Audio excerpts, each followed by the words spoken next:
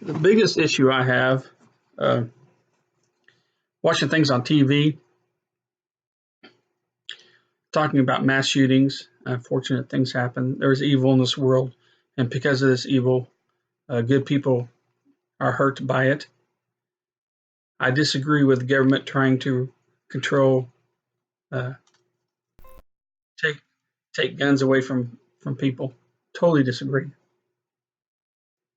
Our Second Amendment rights were given for a reason by the forefathers of this country to protect individuals. I served in the military over 20 years. I was 8 years Air Force full time, and then I was 13 years Army National Guard. And I remember being on one deployment in Iraq for about 15 months.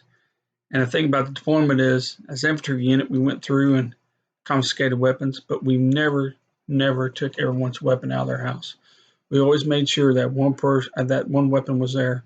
Of course, over in the Middle East, AK-47 is a very prominent weapon, and every house was allowed to have one for protection.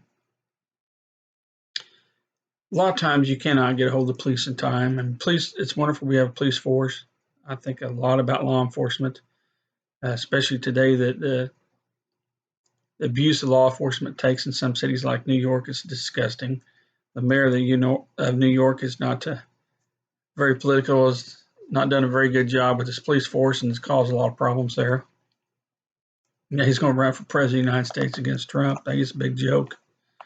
I think it's disgusting seeing what law enforcement has to deal with. Unfortunately, they are limited. Law enforcement has limitations to what they do. They do what they're told. And someone breaks into your home, you don't always have time to call the police. I have a good friend of mine who's a lieutenant, and I talked to him in the guards. That was my lieutenant. He had an apartment up in Indianapolis, Indiana. And one weekend he came home to his apartment, walked in and found his dog dead in the kitchen. Saw the pool of blood when in the kitchen, found his dog laying there dead. Heard noise. He knew somebody was still in the house. I'm at his apartment. So he had a hideout where he had his AR-15. And he got his AR-15, and then at that moment, a young man came around the corner, and at that moment, he just turned, shot, 3-round burst, killed him. The other two heard the shots and took off. There was 3 men in the house. I'm in the apartment. We don't know if they were armed or not. The young man that got shot was not armed. It was justified. He did not get any charges against him for shooting that person. He had no idea, because when he came around the corner, he immediately reached behind his back, didn't have time to react, so he shot him. They've already killed an animal. So whether they were armed or not, the other two people, obviously they killed the dog. They were very much capable of killing him. As I said, we had talked later. We had a guard drill, and we talked about it.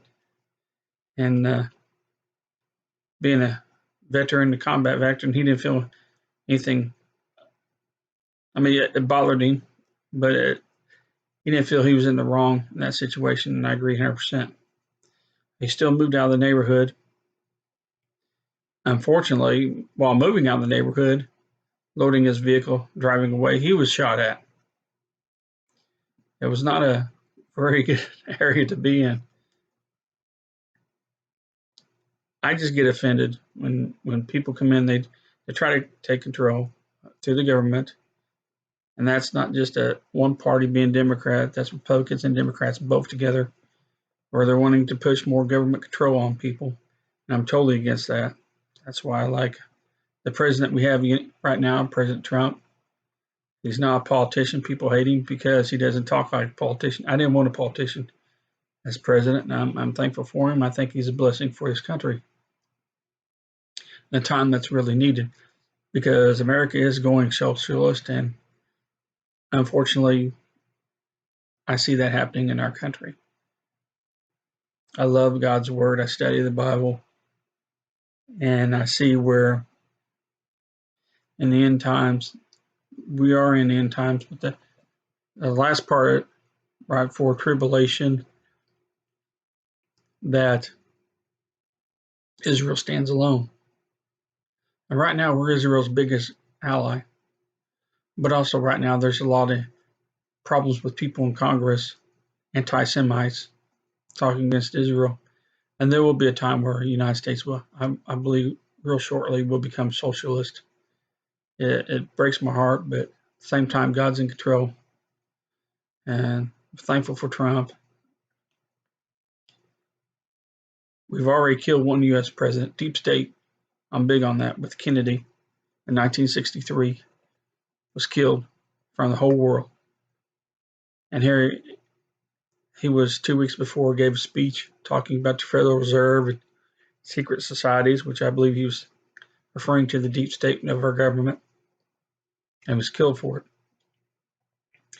There's more coming after Trump than there was Kennedy. So just Trump being alive at this moment, to be honest, is a miracle. I know there's a lot of people praying for him. And God has used him to do a lot of things. People don't understand we're all sinners. No one's perfect. So a lot of times God will use someone to get the job done that he needs. Doesn't have to be a perfect person. Trump is far from it. His lifestyle and everything is far from being perfect. But he's getting the job done. Man's done more in a little over 2 years in office than the last 5 presidents of the United States. And that's a fact. I could bring up, and I will talk later in videos about what accomplishments he has done, because the media won't talk about it. The media is very biased because we live in a fallen world. And because we live in a fallen world, it's the reason why I wanted to talk about, as a Christian, the rights you have for self-defense and what it involves. You take the Bible and read Matthew chapter 26, verse 50 through 52. You have Jesus up in the garden having prayer. He took Peter and 2 other disciples, told Peter, stand watch while you pray. Twice he went back and they had fallen asleep. He got after them for falling asleep. The third time he came back, they'd fallen asleep. He told them to rest. When we pray nowadays, it's 5 minutes. Okay, prayer is over. You know, Jesus, when he was in this garden, he was there for hours. He had the weight of the world on him. He made himself the sacrifice. He was sinless, but he made himself sacrifice for everybody here. So the sins of the world was on his shoulders. He prayed so hard that he bled. Sweat, blood just came out. And it's due to stress. And yes, a person can do that. A lot of times people will look at something and say, well, that's not personal. You sweat blood. Yes, you can. In a very stressful situation, you can actually sweat out blood. I've seen it on one person when we were in a combat situation where they stressed so much and he was so stressed out and he was like, what's on my arm? Thought he had a cut, just a little speck of blood. And I explained to him what that was all about. Jesus knew what was coming. He knew Judas was going to betray him. He knew they were coming for him. So when they came for him, Peter stood up, grabbed a sword, and chopped the ear off of one of the Roman soldiers that grabbed for Jesus. Well, Jesus went, healed the Roman soldier, and then rebuked Peter for using the sword against him. So these men are coming to take Jesus, take him to trial. Jesus commits a miracle in front of them, where you see a man's ear lopped off and he covers it, prays, whatever Jesus said, or put the ear up there, and all of a sudden the ear is healed. They still took him into custody. So it is a great witnessing to these people. At the same time, you read in Luke chapter 22, verses 36 through 52, right before they go to the garden. You know, it's in Luke, and the garden talks about, it was in Matthew. A lot of times New Testament will refer back to back to each other on the Gospels, that Jesus told Peter to go out and buy 2 swords. So why would Jesus tell Peter, buy 2 swords, and then right after at the garden, knowing what's going to happen, chastise Peter for using one of the swords? The reason being was Jesus knows how overzealous people can be, and he wanted Peter to be protected and the disciples. Jesus don't need protection. Jesus allowed things to happen. He allowed himself to be taken. He allows himself being tortured, crucified, and then gives his life. He had authority and power to stop anything. But Jesus Christ, demons trembled when he walked. They knew who he was and his authority. But Jesus wanted the disciples to be able to protect themselves. It wasn't for protection for Jesus. That's the reason why he was rebuked. And I'll give a good example, and I will read this to you. Genesis 14, 10 through 17 is a story about Lot and Abraham and what Abraham did. And the vale of Siddim was full of slime pits, and the kings of Sodom and Gomorrah fled and fell there. And they that remained fled to the mountain, and they took all the goods of Sodom and Gomorrah and all their victuals, and went their way. And they took Lot, Abraham's brother's son, who dwelt in Sodom, and his goods, and departed. And there came one that had escaped, and told Abraham the Hebrew, for he dwelt in the plain of Mamre, the Amorite, brother Eshcol, and brother Aner, and were confederate with Abram. And when Abram heard that his brother was taken captive, he armed his trained servants, born in his own house, 318, and pursued them unto Dan, and divided himself against them, and he and his servants by night, and smote them, and pursued them unto Hubal, which on the left hand of Damascus. And he brought back all the goods, and also brought again his brother Lot, his goods, and the women also, and the people. Abram, later on in Genesis, you hear where God changes his name to Abraham. So at this time, this is right before his name was changed. So it's Abram. And God allowed this. This was a man of God. So basically, Lot was taken, his family were kidnapped, taken away, more than likely going to be sold in slavery. Abram goes after him with the servants. They kill everyone and bring Lot back. So if God didn't allow defense of a home or defending your family, why was this allowed? Why is this talked about? We have our responsibility to take care of our family. If you read Exodus 20:13 and Romans 13:9, they both say the same thing. Thou shalt not kill. So we need to look at, and also thou shalt not kill. Exodus 20:13 is the 10 Commandments. So a lot of people will do that. We'll go on and say, well, Bible says thou shalt not kill. So we can't kill anyone. We can't defend ourselves. It's like when Jesus says, turn the other cheek. These are people who are being ignorant of God's word. A lot of times people will say, Jesus is love. Jesus allows things. And this is not true. I struggled as a young boy with this for a long time, the Beatitudes. Matthew chapter 5, verses 38 through 39, the Beatitudes, when it says it's talking about turning their cheek, what it's really talking about is you're insulted, don't hit back. There's a difference. You know, it doesn't physically mean here, just peck me side of the head. I know things in our lives, when I talk to these videos, I try to express myself the best I can, and my goal is to talk to one person, and that's the reason why I'm doing this YouTube channel. So I'm going to open up something I have a lot of prayer about, and the stories I tell are personal and very open. But when I was a young man, my father, he's a good man. I don't disagree with my father being a good man.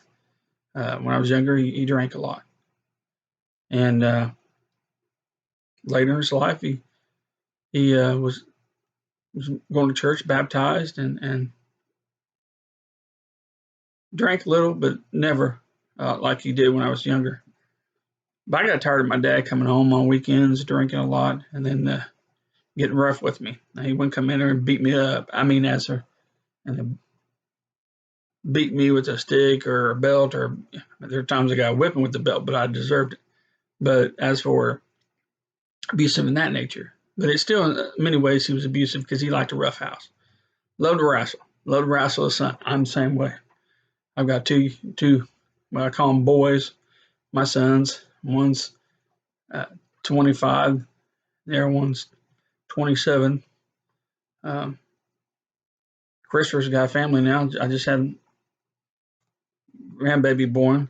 He has two children, Oliver, and as our granddaughter's called Charlie.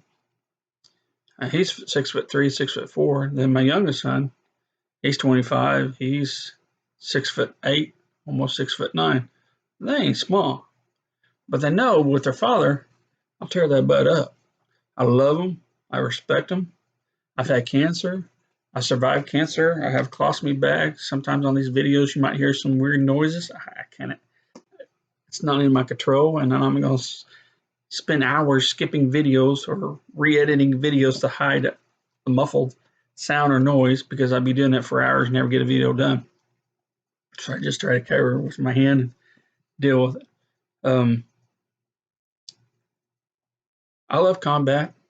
I've always been a physical person.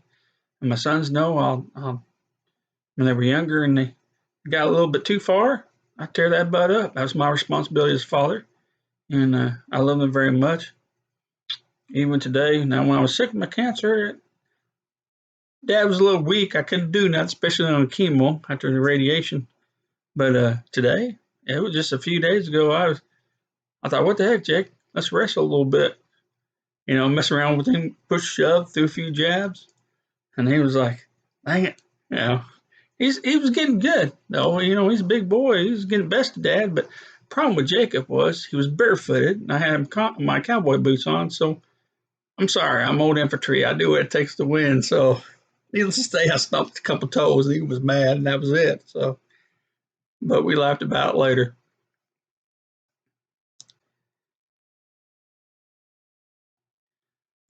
But getting back to this, talking about people using verses to, I worship a God that is strong. And being a Christian man means you stand up against the world. That's the reason why I'm doing these videos and opening up to people. Because of my health and reasons, I have trouble going to church anymore. So it's not for me I have trouble standing. It's not like I can stand up behind a pulpit and talk to somebody just to give a class. Not that I'm a minister. We have different purposes in life in ministry and talk to people. But physically, I can't do it. That's the whole reason I'm doing this here. And people don't really spend the time to study. They want to be good, feel good about things. But how they act and react. Going back to my father, I get sidetracked sometimes. I have memory issues also because of my cancer medicines. My father would come home on Saturdays, Friday, Saturdays, and get roughhouse. And I get bruised up pretty good sometimes. Finally, my grandfather was in a wheelchair, my father's father, and he knew about it. So he told me about it. He had a hickory stick out there with me, a sledgehammer handle. He says, just use it on your dad. So I did. I waited one Saturday night.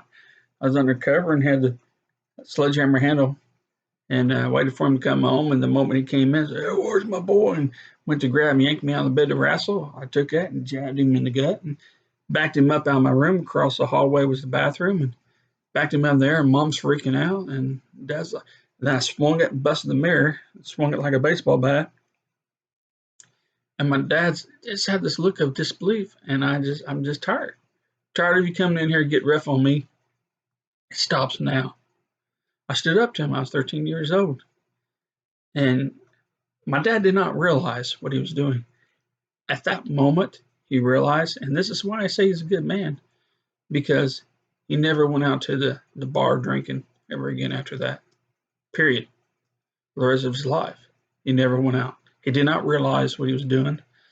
I told him about, look at my arms, you're bruising me, you're doing this and that, you want to rough it? Well, I just want to choke it. You're hurting. Stop. And so it taught me to be strong, taught me to stand up for myself. And we have respect for each other.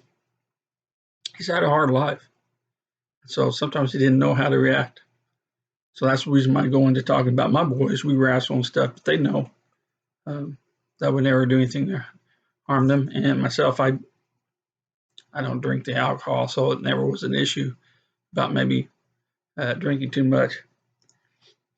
But we go back to a lot of people talk about and like to use things in their way. They talk about the love of Jesus, but they make out like Jesus was a wimp. Jesus Christ was not weak. A lot of people try to make out Christians are weak because they don't abide by the world. You're strong. A true Christian is strong because you stand against the world. You stand against persecution. You stand against everybody making fun of you. Through the years, a lot of times people made fun of. I've had a lot of fights, especially in the military. A lot of fights with people that we get physical, especially in infantry or alpha males. To be an infantry, you got to be an alpha male, and you got a lot of alphas. You're going to have fights, and they're thinking, well, that guy's over there reading the Bible. He's weak, and he's not this and that, and they push your buttons, and there comes a time you got to stand up, and that's what you should do. I come to realize early that it's not a matter of just turning the cheek. You turn a cheek, that's abuse. Turn a cheek, it's abuse. It's not that way. God meant turning the cheek as in someone insults you. It doesn't mean you go there and punch them in the face. You stand with the bully, you don't immediately fight with the bully, but you stand up to a bully. And there come times where you have to fight. Hey, I taught all three of my kids, because I have Jessica's the oldest, Christopher, and Jacob. I taught all three of my kids to fight. My daughter, she can hook. She knows how to box. No joke. She knows how to throw some punches. That's the way it was. And the reason I did that, because what Satan do, he attacks the young, he attacks the innocent. I'm not going to be all around for my kids. I instilled them God. I taught them about God. My wife and I were married 8 years, divorced 13 years, and remarried again. And 2009, we made mistakes. We've been through a lot. I love her so much. She's a blessing. Kids had to deal with a lot. So life is not easy, and especially there's nothing easy about it. Matter of fact, it's harder. It's harder to be a Christian than not.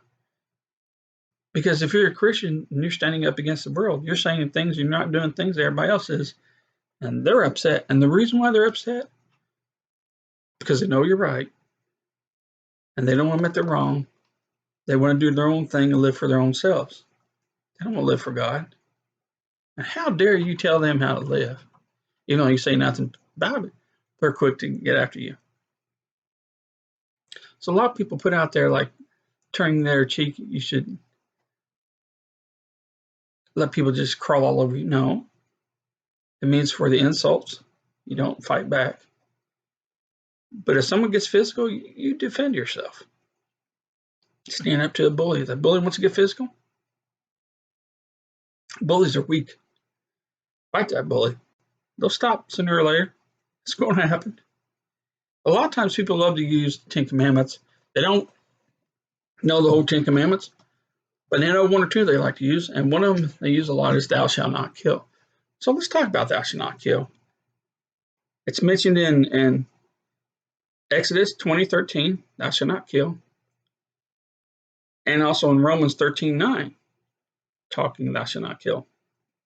Well, we know the Old Testament was in Hebrew and Aramaic, old form Aramaic. A lot of people don't know today. And so in the Hebrew, originally kill in Hebrew means murder, destructive activity, to break, to bash to pieces, as well as to slay, kill. The key, most of the time, it's used for murder. And there's a big difference between self-defense and murder. Abram going after saving those people from getting Lot and his family back, that wasn't murder. He killed people. He slew them, smoked them, as they say. It was not intentional murder. He just went to get the people. He had a fight to get them back, and in the process, people died. Romans talks about 13:9 talks about thou shalt not kill, which all the New Testament was in Greek. And kill in Greek originally means slay, execute, murder, destroy, dispatch.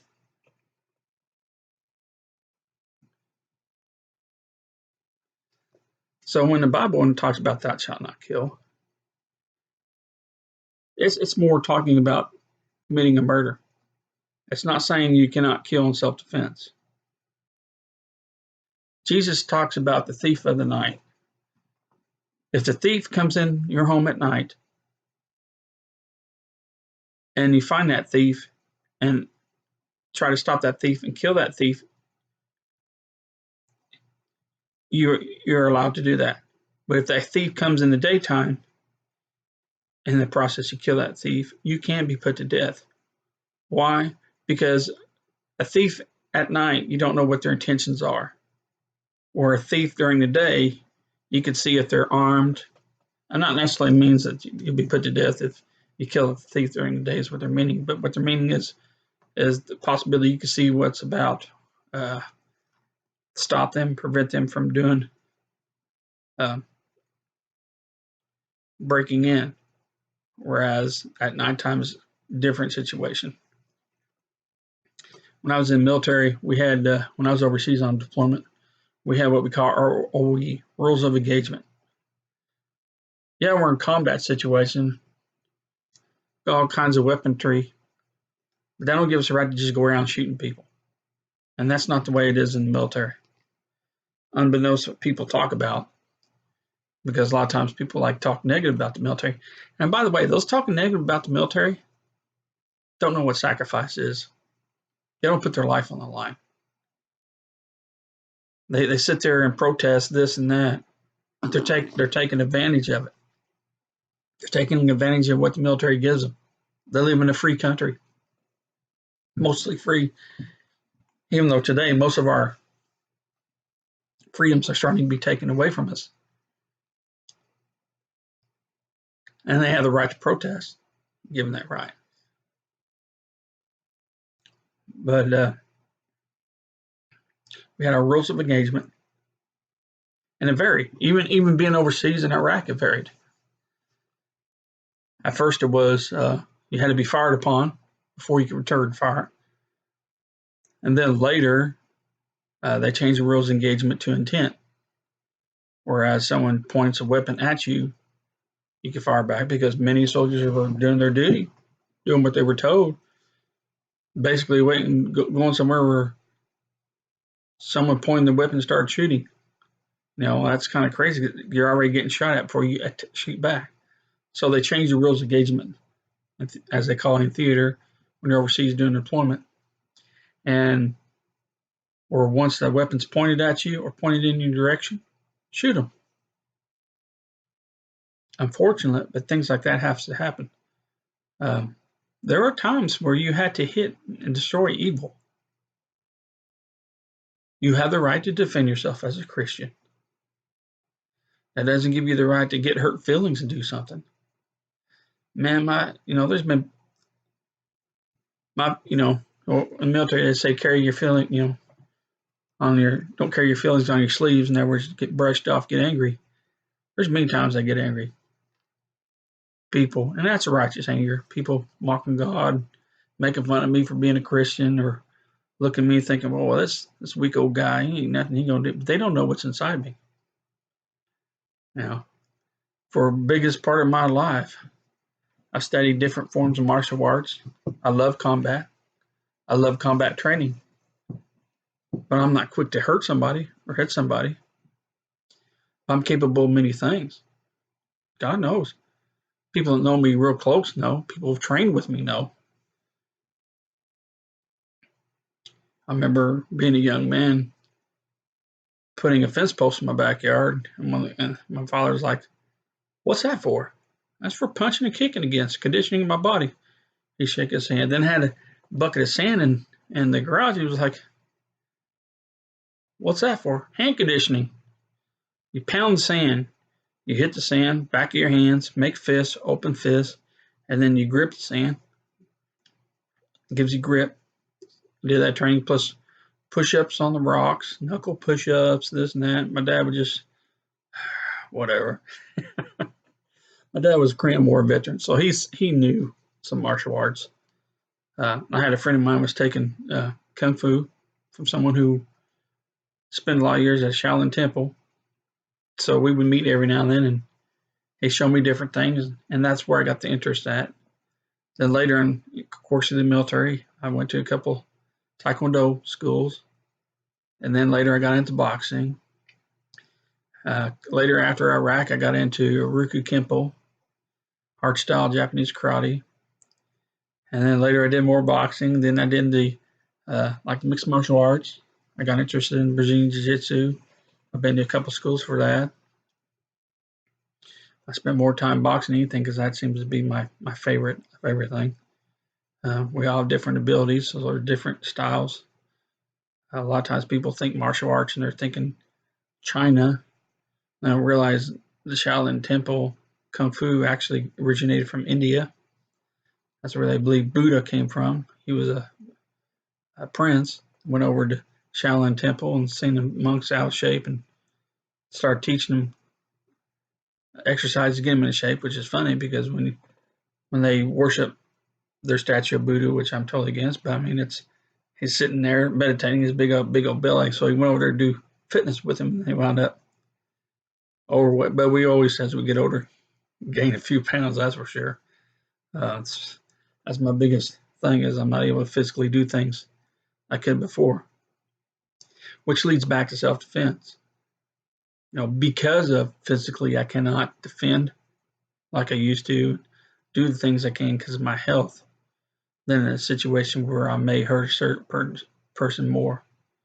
Two people break into my house, I'll fight them to defend my family, not worried about getting a gun. Or now I wouldn't hesitate to use something. Like I said, I have knives hidden all over my house because I love blades. But I did a lot of training with staff and bow and different things. So a stick to me is a cane is a weapon. So yeah, I would quickly grab something and use it. This is not a macho trip. If I felt in danger of my family, by all means, I would defend my family with my life. I spent over 20 years in the military defending my country, like any other soldier. And I would defend my family. That is a God-given right, and it is my responsibility and what God would want me to do. And I hope that this talk opens your eyes a little bit, and I look forward to comments and talking to other people about their viewpoints. And thank you very much for listening to the video.